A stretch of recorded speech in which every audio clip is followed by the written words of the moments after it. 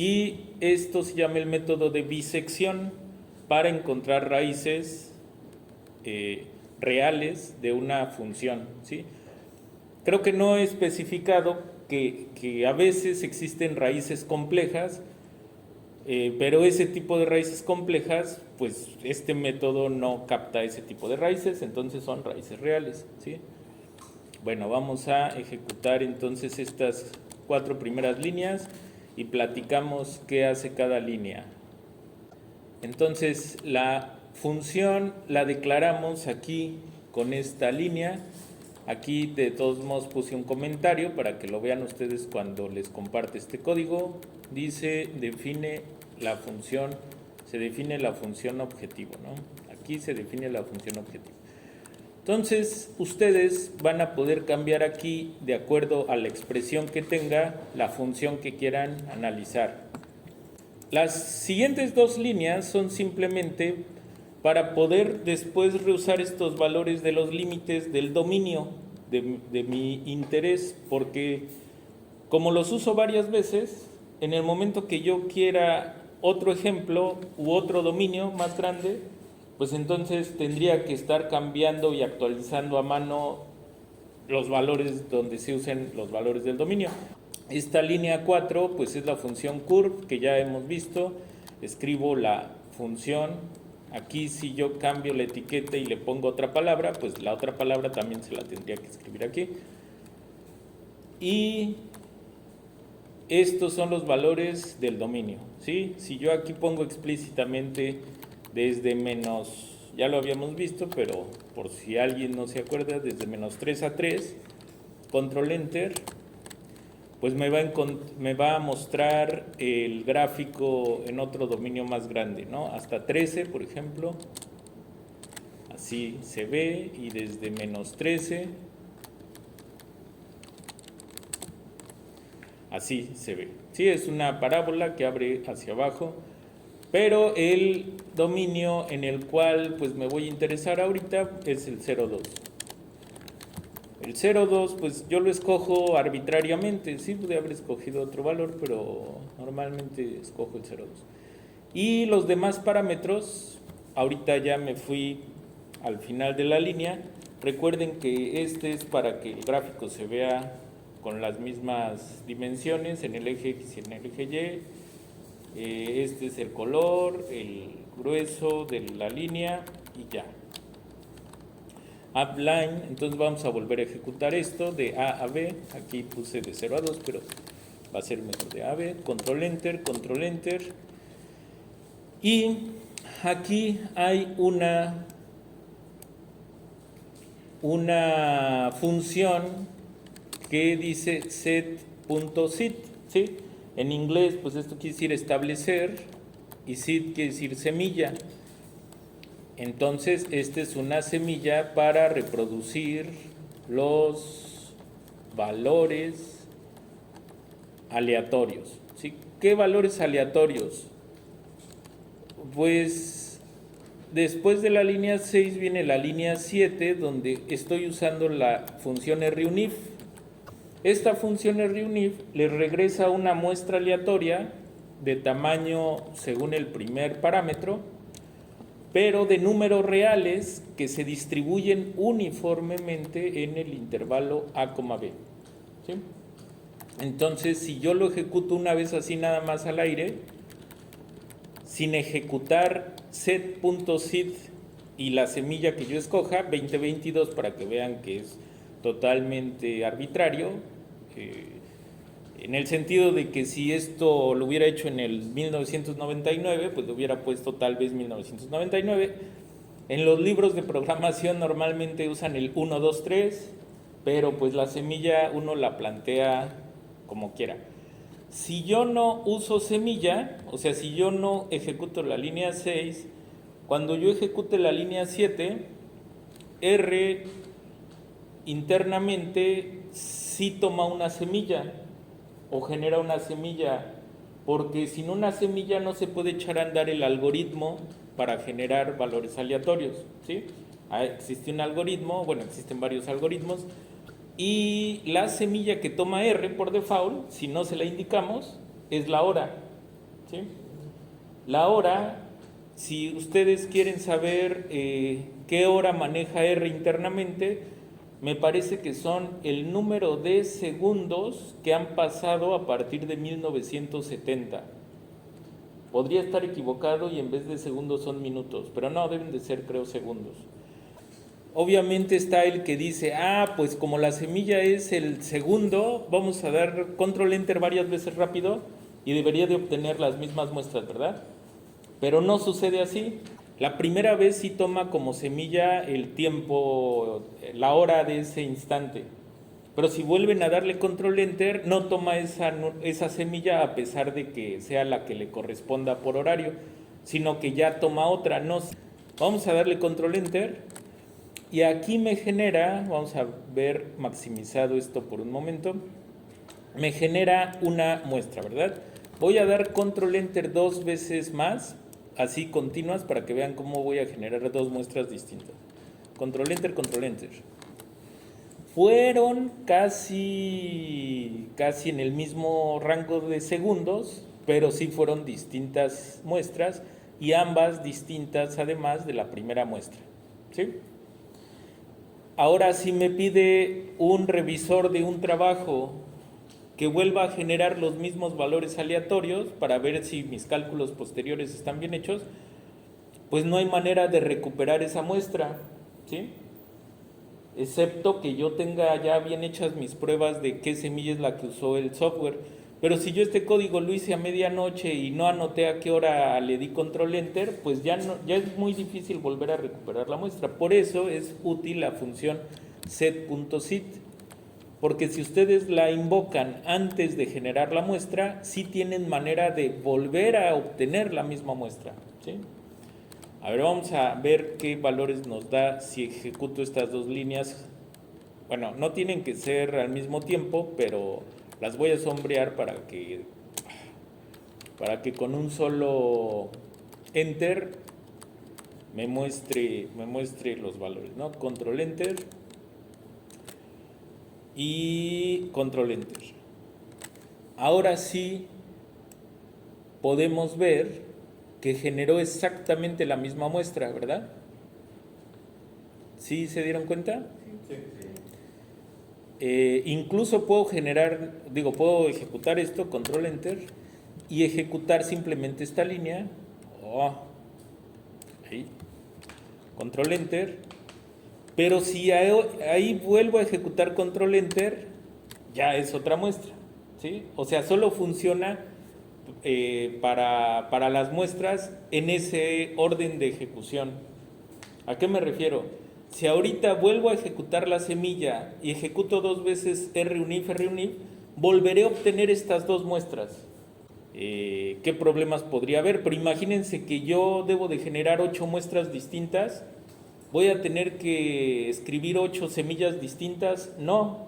O sea, pueden poner hasta arriba de su código un solo set.sit y la próxima vez que ejecuten todo el código, todas las muestras que se generen van a volverse a obtener.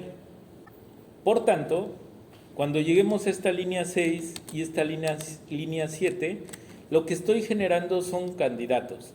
Recuerden que si yo pudiera ver la curva siempre, o sea, esta curva, esta línea 4 es para nosotros los usuarios, pero la computadora no está viendo un gráfico, ¿sí? Entonces, para decirle qué valores tiene que probar como valores iniciales para ver si f evaluada en esos valores tiene un cambio de signo, pues si yo veo el gráfico le diría, a ver, el 1 y el 1.5, ¿no? Pero si yo quiero automatizar esto para que, dada la función, la computadora en automático haga todo el algoritmo, debo de darle una pequeña ayuda y digo, bueno, escoge 10 valores que estén por ahí regados en todo el intervalo y empieza a probar con esos, ¿sí? Entonces eso es lo que hago, por eso declaro unos candidatos. Pero además le ayudo un poquito más, bueno, y me ayudo a mí porque sin esto no podría hacer un paso siguiente, no siguiente inmediato, pero el paso de hasta acá donde esta línea 17 tiene sentido solo porque voy a fijarme en los candidatos ordenados, ¿no? Entonces, control enter, control enter. No sé si recuerdan, pero los candidatos originales no estaban ordenados de menor a mayor, pero ya con esta función sort, el contenido del vector candidatos ya se ordena, ¿sí? Entonces ya está de menor a mayor, son valores en el 0, 2. Si se fijan, el valor más grande quedó en 1.63. ¿Qué hubiera pasado si la raíz está muy cerca del 2, por ejemplo? ¿Sí? Pero en esos valores candidatos no llegaron hasta allá. Entonces esos valores candidatos no me van a servir para detectar dos valores que tengan signo contrario a la hora de evaluarse en la función. No me servirían, ¿sí? Entonces tiene un pequeño error, porque yo estoy pensando que sí va a encontrar esos candidatos que ahorita me van a servir. Pero si no los encontrara, tendría que decir que vuelva a repetir el ejercicio con otros 10 aleatorios y vuelva a ver si ahora sí ya yo, y si no, que lo haga tantas veces como sean necesarias hasta que halle los valores que yo quiero, ¿sí? ¿Para qué sirve la línea 11? Entonces, lo que hace la función points es agregar a un gráfico que ya esté, ¿sí? Hay funciones que se les dice de alta jerarquía como el plot, de segunda jerarquía como curve y de tercera jerarquía como points. O sea, points no funciona si antes no hay un gráfico, ¿sí? Entonces agrega puntos en el gráfico que aparezca y debemos de dar primero un vector de valores en X y después un vector con las coordenadas Y. ¿Cómo estoy dando las coordenadas Y? Ayudándome de una función que se llama rep, que viene de la palabra repetir, ¿sí? Repetition, excelente. Entonces, si yo ejecuto simplemente esto que está sombreado, control enter, fíjense que obtuve en la consola. Ese error siempre sale porque hago chiquito y grandote el gráfico, ¿sí? Entonces no lo pelen. Vamos a volver a ejecutar esto así, control enter. Y lo que me regresa pues es un vector de 10 ceros, porque el primer candidato va a tener coordenada X, pues lo que tenga en X, y altura 0, y el segundo también, y el tercero también. Entonces aquí están los de X, aquí están los de Y, y el clásico punto, ¿no? Entonces, ¿de qué color van a ser los puntos? Color negro. Ahí están, ¿sí? Vamos a hacer un zoom. ¿Ok? Todos de acuerdo, ¿verdad? Aquí sí va a haber éxito, ¿verdad? Porque hay puntos que los van a llevar a una imagen positiva y hay puntos donde se va a ir a una imagen negativa. Aquí sí va a haber un cambio de signo en algún momento. Todas las siguientes líneas pues son para saber en qué momento hay cambio de signo. Perfecto, entonces ¿para qué estoy usando la línea 12? Estos candidatos, que son los puntos, los estoy evaluando en la función. Entonces lo que estoy guardando son las imágenes de mi función objetivo, ¿sí? Las imágenes al evaluar la función en los candidatos. Ahí los almaceno en Y, control enter. Aprovecho para también hacer esos puntos sobre eso es nada más para ornamentalmente para entenderle más. Y la función 14 es para completar que se vea todavía mejor, ¿sí? ¿Cómo hago en automático segmentos que me unan pares de puntos? Para eso es la función segments, ¿sí? Entonces aquí se ve claramente el cambio de signo. En su computadora lo van a poder ver más bonito. Rápidamente, para no tardarnos mucho, fíjense, la función segments utiliza información igual que points, ¿sí? Pero en points solamente necesito coordenadas X y coordenadas Y. Pero aquí necesito coordenadas X y coordenadas Y de los valores de salida y después coordenadas X y coordenadas Y de los valores de llegada, puesto que son segmentos y requieren el punto, la coordenada de salida y la coordenada de llegada. Y este LTI2 es para que los puntos, la línea sea punteada, ¿sí? Viene de line type, o sea, del tipo de línea. Volviendo a nuestro problema, ya tenemos en Y las imágenes. ¿Cómo me las voy a arreglar para ver en dónde se cambia el signo?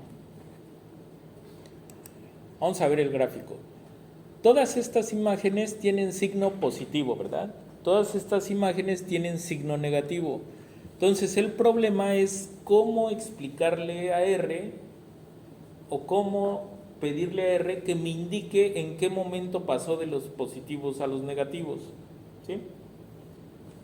Pues es un problema pues que hay que pensarle y debe de haber más de una forma para lograrlo.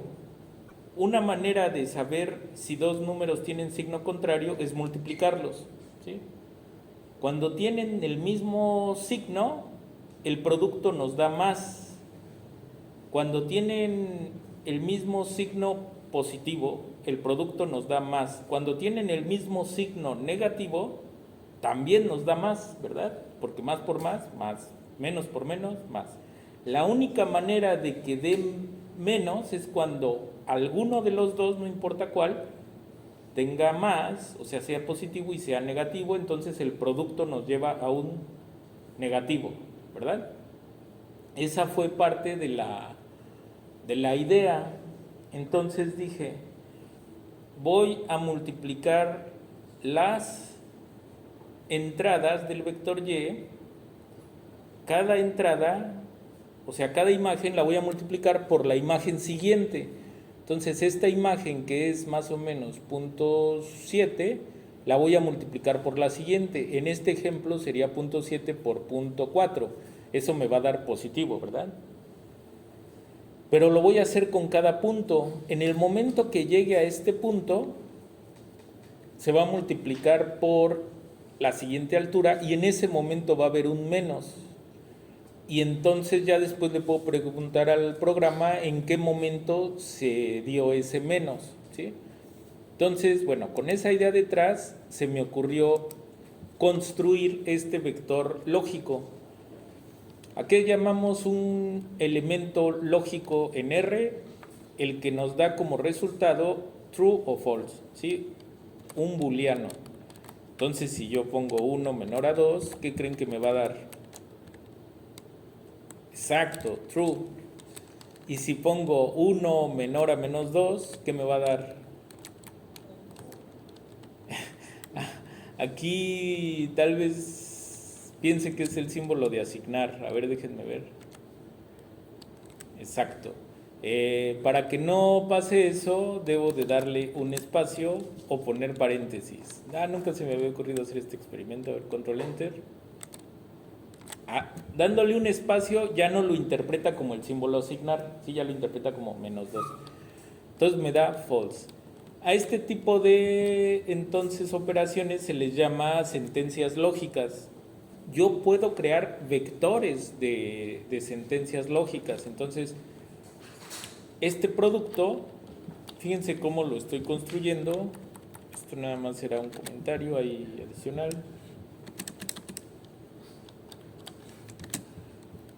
Ejemplo de sentencia lógica.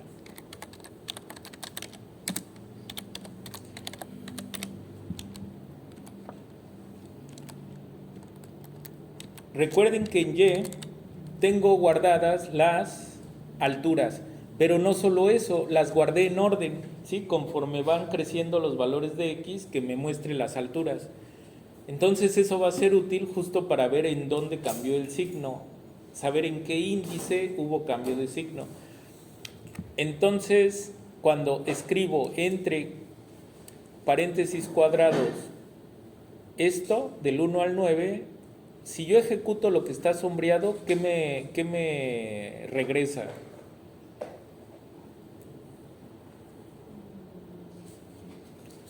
Me regresa una sucesión de enteros, ¿sí? De uno en uno, desde el valor que le dé primero hasta el siguiente valor. Voy a ejecutarlo para que vean la prueba. Otra vez lo del gráfico, lo ignoramos. Nos da los valores así consecutivos del 1 al 9 en formato de un vector, ¿ok? Si yo pido simplemente Y, me da los valores de Y. Si yo pido, por ejemplo, la primera entrada del vector Y, lo escribo así, ¿sí?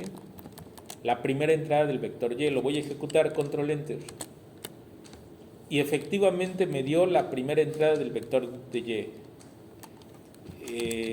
Otro ejemplo, si yo escribo Y y quiero la primera y la tercera entrada, no, la segunda y la cuarta, algo más difícil, la quinta y la séptima, pues yo puedo escribir en un vector, dentro de esos paréntesis cuadrados, los índices, ¿sí? Los índices, que en este caso lo hago con este vector, que es el vector 5,7, así lo puedo escribir. Como no son consecutivos, no pongo desde el 5 hasta el 7 con 2 puntos.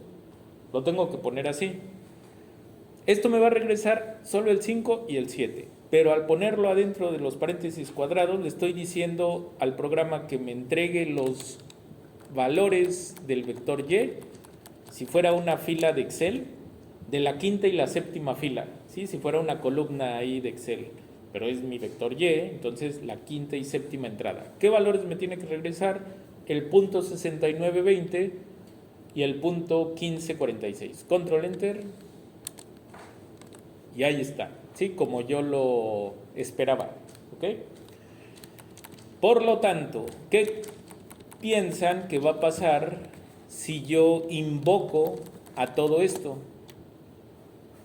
¿Qué me va a presentar en pantalla? Exacto, los elementos del vector Y que tienen el índice desde el 1 hasta el 9. ¿Cuál va a ser el último elemento de ese vector? Menos punto 27. A ver, control enter. Exacto, ¿sí? Ahora, si yo invoco del elemento 2 al elemento 10, ¿qué valores me va a presentar? Desde el punto 62 hasta el menos punto 53. Vamos a hacer la prueba. ¿Qué tal si los estoy engañando? Control enter. Y sí, ¿verdad? Digan, no me acuerdo. A ver, desde el es que este celular, no digo celular, mouse, ya no le sirve el scroll. Ahí está. La segunda entrada, recuerden, porque veo que su memoria ya está claudicando. La primera entrada sería punto 62 y la última menos punto 53, ¿sí? Vamos a ver. Sí, ¿verdad? Bueno, ya ahí en su casa verifican que todo sea correcto. Entonces, al multiplicar dos vectores, ¿cómo funciona la multiplicación de vectores en R? Toma el primero y lo multiplica por el primero del otro vector. Y eso va a ser la entrada del nuevo vector, ¿sí? O sea, el resultado de multiplicar un vector por otro vector es un nuevo vector, donde cada entrada respectiva es el producto de las entradas respectivas de los vectores. No es un producto punto como en geometría o como en álgebra lineal, tampoco es un producto cruz, es un producto diferente, ¿no? No sé si tengo un nombre, pero bueno, es el producto de las entradas respectivas, te forma un nuevo vector. Entonces, este nuevo vector, si yo lo ejecuto, control enter, la primera entrada, a ver, vamos a verificarlo. La primera entrada, ahí está, la primera entrada es el resultado de multiplicar punto 57 y punto 62, ¿sí? 5 por 6, 30, así que sí, ¿no? Más o menos por ahí. O sea, si multiplican punto 57, etcétera, por esto, les da esto. Si multiplican punto 62 por punto 68, pues sí, también, porque aquí es casi punto 7, aquí es casi punto 6, 6 por 7, 42, ¿sí? Entonces se ve que sí está haciendo lo que yo pienso. Pero ¿recuerdan para qué quería ver ese producto? Fíjense, siempre que haya más, los valores del producto son de signo positivo. En este momento hay un negativo. ¿Por qué es un negativo? Porque se encontró que un punto tuvo una imagen positiva y la siguiente imagen fue negativa. Y entonces al multiplicar me dio una cantidad negativa. Y luego el siguiente vuelve a ser negativo, así que negativo por negativo ya me dio positivo. ¿Sí? Solamente hay negativos donde hay cambio de signo. Entonces, este vector, al hacer todo el vector menor a 0, ¿qué creen que realiza el programa? Una prueba lógica como la que tengo aquí arriba, pero se la aplica a cada entrada del vector. O sea, a cada entrada de este vector que estoy subrayando, le va a poner a prueba si es menor a 0. Así que voy a ejecutar todo para ver qué nos regresa. Control Enter. ¿Y qué nos regresó? ¿Sí alcanzan a ver todos? Entonces otra vez. Control Enter. Nos regresó falso, excepto cuando detectó el cambio de signo. ¿Sí?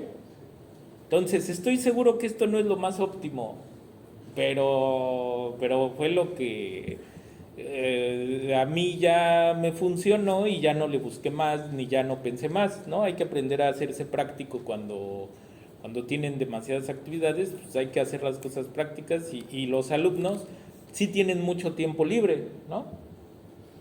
O sea, llegan a su casa, se toman 3 horas para acostarse, luego 2 horas para cambiarse de lado y luego otras 3 horas para ver si concilian el sueño. Bueno, en ese rato pónganse en la computadora a plantearse este problema. ¿Habrá una forma más eficiente de detectar el cambio de signo?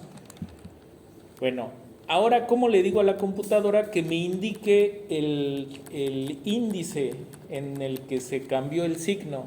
O sea, dime en qué índice está el true. Eso lo hago con la función wish, ¿sí? Aquí únicamente este vector pues es el alimento o es el argumento de esta función wish. Le estoy preguntando, dime en qué índices se cumple esto. O sea, en qué índices del vector que se forma aquí hay valores de true, ¿sí? Bueno, esa es la función wish, es muy útil para bases de datos, etcétera. La ejecuto, control enter y vamos a ver qué valor se guardó en índice de cambio. Recuerden que aquí está escondido, pero existe el global environment, ¿sí? Nada más que ahí lo oculté. ¿Qué se guardó en índice de cambio? 8. Solo se guarda el 8. O sea, eso es lo que le pregunté. ¿En qué entrada del vector hay negativos? Solamente se guarda el 8. ¿Qué hubiera pasado con una parábola o con cualquier función que tuviera más raíces en el intervalo? Exacto, tendría más números, ¿sí? Vamos a hacer un ejemplo así rápido. Voy a hacer un cambio muy pequeño. Ahorita regreso a la misma función, pero aquí la voy a dejar indicada como un segundo ejemplo introductorio. Hoy no vamos a ver todo el código porque es muy extenso, ¿sí? Terminarían mareados, perdiéndose y tal vez yo también fallezca en el intento. Entonces, hoy solamente vamos a mostrar parte del código. Esta es una parábola que abre hacia abajo, la quiero que se suba en un medio y que se recorra a la derecha un poquito. Vamos a ponerle más bien nada más un cuarto y que se recorra a la derecha. Así que le resto un medio aquí. ¿Sí? Aquí pueden utilizar sus conocimientos sólidos de geometría y vamos a ver cómo se grafica esta función. Igual y ya no me acuerdo bien. Bueno, cuando diga eso es porque aquí porque aquí está escondido el plot. Más bien dice que es muy pequeño el espacio para el plot. Esta sí tendrá dos raíces. No, esta es la misma, ¿no? Creo que no la ejecuté. Entonces déjenme moverla más hasta el 1.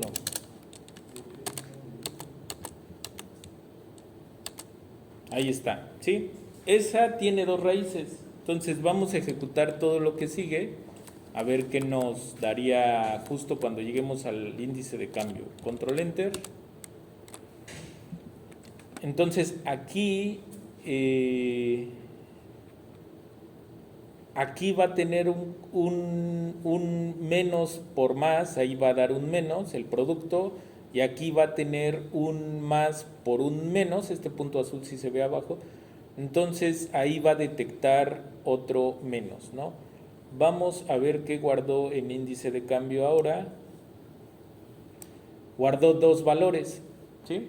Fíjense, aquí sí le dio formato entero. Cuando es un vector y dice numeric, aquí le está dando formato de decimales, pero aquí dio un formato entero. O sea, les digo que es algo medio oscuro ahí que podríamos investigar a fondo, pero creo que no sirve de mucho. Afortunadamente en programas como R o como Python, bueno, Python a veces es más quisquilloso, pero en R, en Excel, en otros, a veces ya el formato de número se adapta el programa solito, ¿sí? Cuando se usaba C o Fortran u otros lenguajes más añejos, sí teníamos que siempre estar declarando de qué tipo de número era el que usábamos. Ahorita ya los compiladores rápido a veces se fijan de qué tipo de número estamos usando. Entonces, efectivamente, fíjense, en el cuarto valor, del cuarto al quinto va a cambiar, y luego del octavo al noveno hubo otro cambio, ¿sí? Pero, pues si a mí nada más me interesa al menos una raíz, ahorita yo lo voy a programar para que tome pues el primer cambio. Y es la razón por la cual la siguiente línea, después del wish, es que se quede con la primera entrada que tenga ese vector índice de cambio. Es la entrada que siempre va a existir, ¿no? Si es que existe, bueno, si es que hubo un cambio. Si no hay cambio, esto no tendría valores y diría null o diría algo. Eso es parte de lo que quiero que investiguen ustedes en la tarea. Entonces, pero si sí tiene al menos uno, siempre va a existir esta entrada, ¿sí?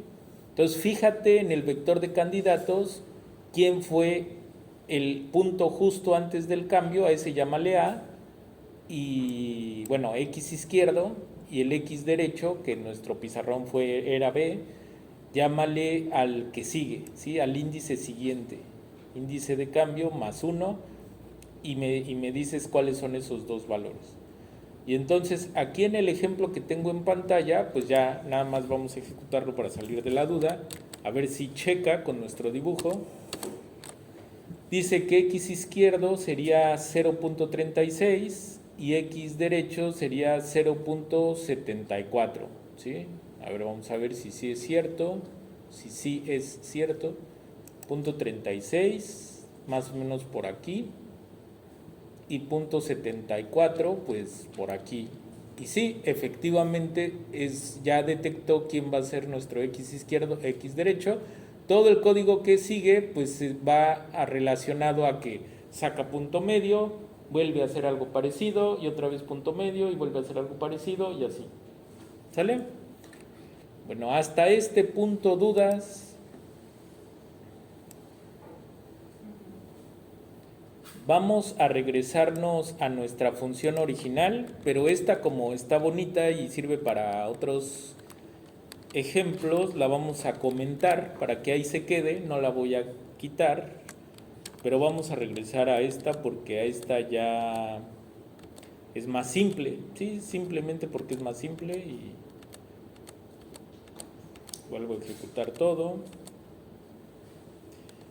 Y hasta aquí aparentemente ya quedó explicado el código, ¿no? Ahorita, hasta la línea 22. Y dejé comentado lo que hicimos en el pizarrón. En el pizarrón, a ojo de buen cubero, pues me dijeron 1/2 y alguien más me dijo 1.9. Así lo hicimos aquella vez, pero ahorita ya lo vamos a dejar con estos elementos, ¿sí? Entonces, ¿quiénes son x izquierdo y x derecho? Vamos a verificar aquí. X izquierdo es 1.29, x derecho 1.51. Y vamos a ver si en el gráfico corresponden 1.3, digamos, y 1.5, ¿sí? Para que nuestro cerebro no le duela, pensemos solo 1.3 y 1.5. 1.3 y 1.5, ¿sí? Más o menos. Hay que tener mucho más zoom para alcanzar a ver, pero bueno, ahí ya calculamos entonces nuestros valores de inicio, ¿no? A y B.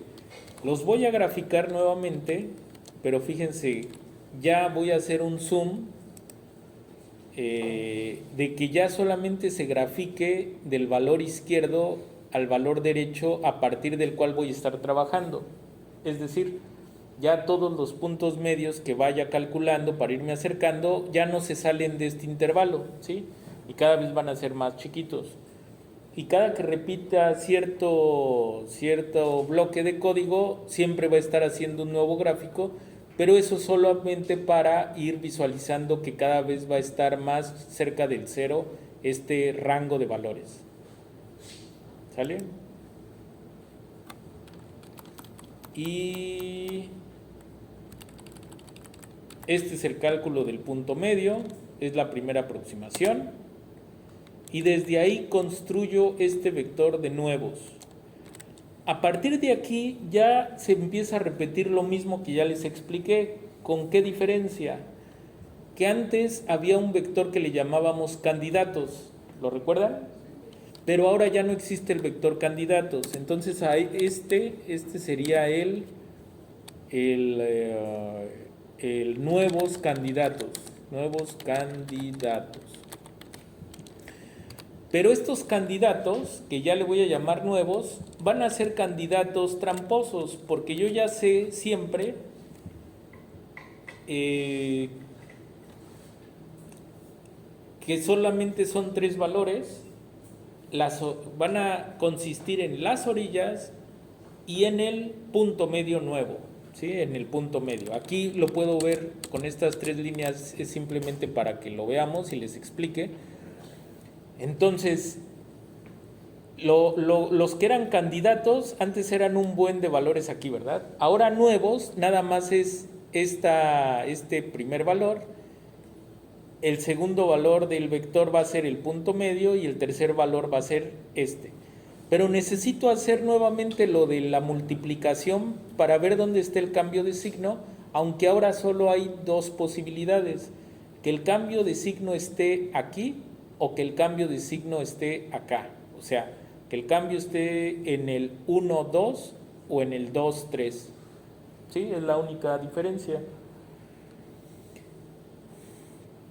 ¿Quiénes van a ser los nuevos después, los nuevos que me van a interesar? Pues estos no, ¿verdad? Sino la disputa va a continuar, pero a partir de aquí, para estos donde ya hay un cambio de signo. Ahí voy a volver a encontrar un punto medio y voy a volver a ver quiénes son los nuevos, y punto medio, y punto medio, y punto medio. Entonces, básicamente, por eso puse aquí un comentario que dice: desde aquí comienza a repetirse el código y hasta aquí termina de repetirse el código, ¿sí? Pero el código, este código es exactamente lo mismo que ya les expliqué, nada más que en cada caso, fíjense lo que contiene la búsqueda del cambio de signo, con este producto, que lo puedo borrar porque realmente lo que me interesa es ver dónde se da el cambio de signo. Entonces, de hecho, lo voy a borrar porque entre menos líneas, más esperanza, ¿no? Entre más líneas vean, menos esperanza de que le vayan a entender. Pero entre más compacto sea el código, más esperanzas van a tener de que, debe de estar fácil. Y sí, está fácil. Entonces, este es la línea donde vamos a ver dónde hay cambio de signo. Vamos a armar nuestro nuevo X izquierdo, nuestro nuevo X derecho. Estas líneas son solamente para visualizar nuevamente ahora la nueva curva más pequeña. Este es el punto medio. Y estas últimas líneas son simplemente para graficar los nuevos puntos medios, ¿sí? Entonces, esto lo sombreé por una razón, porque lo voy a ejecutar varias veces y vean cómo se va a ir modificando la búsqueda, ¿sí? Se va a ir moviendo el rango de los valores de X y se va a ir moviendo el rango de los valores de Y, ¿sí? Entonces, control enter.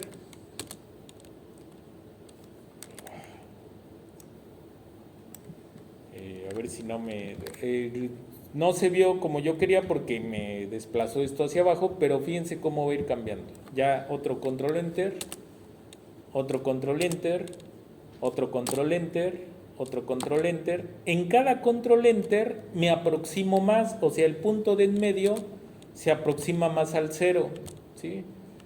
Y también los valores de las orillas cada vez están más cerca el uno del otro. O sea, cada vez la búsqueda se cierra y se cierra y se sigue cerrando y se sigue cerrando. Ya la raíz seguramente es 1.366 algo, ¿no? Porque pues ya no me salgo de ahí. .366 algo, .366 algo, ¿sí? Bueno, la idea es, además de volver a entender todo y comprender la sintaxis y todo, automatizarlo. La automatización la vamos a ver la próxima clase.